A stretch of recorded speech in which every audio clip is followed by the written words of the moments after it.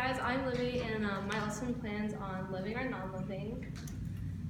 And this lesson is designed to teach students about living and non-living things and how to differentiate them. So for objectives, my objective was students to be able to use their knowledge of the characteristics of living and non-living things to identify at least 5 non-living and 5 living objectives. And then for procedure and materials, so for materials, they're going to have 5 index cards. You're going to need colored construction paper, glue sticks, chart paper markers, and pictures of non-living and living things. And you're going to tell the students that all the objects or things on Earth can be classified as living, alive, or non-living thing, or not alive. You're going to ask the students if they can determine if the object is living or non-living, and discuss and write down appropriate answers. And then some kind of independent work they're going to do. They're going to have pictures of different objects, and they're going to glue them on either side, and they're going to classify if they're living or non-living, and they're going to exchange them with a partner or a group, and they're going to see if they know if they're living or non-living. And then kind of like a differentiated enrichment thing is for like advanced students. If they get done early or something, rather than having them do nothing, they can do a little activity that challenges them. And then, these things. And then for students' prior knowledge, the lesson clearly states that they're gonna have to have some activity or that they did before this, because this is kind of like assessing them, not like an intro lesson. So you're just kind of seeing where they're at. And then for connections to standards, I found a couple this is targeted for 3rd grade. So I found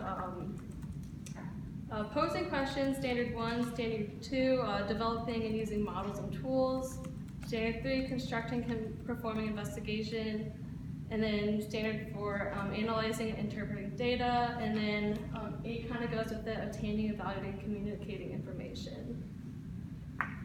And then for the assessment part,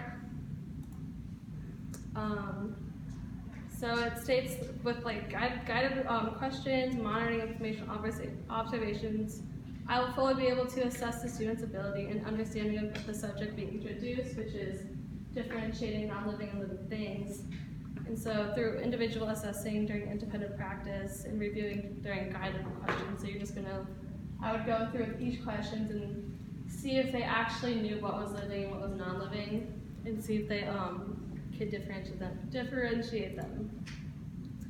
And then for the critical perspectives, I could use this lesson as a starting point when introducing skills for being able to differentiate living and non-living things. And then I could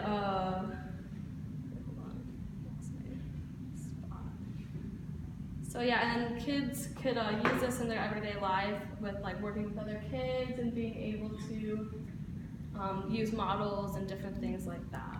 So yeah, you guys have any questions about anything? Nope. Cool. Can you okay. Can you go back to your objectives? Yeah.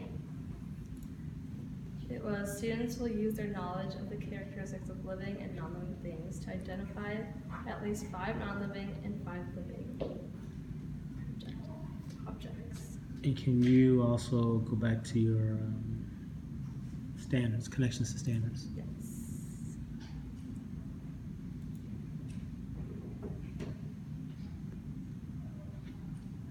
Okay, thank you.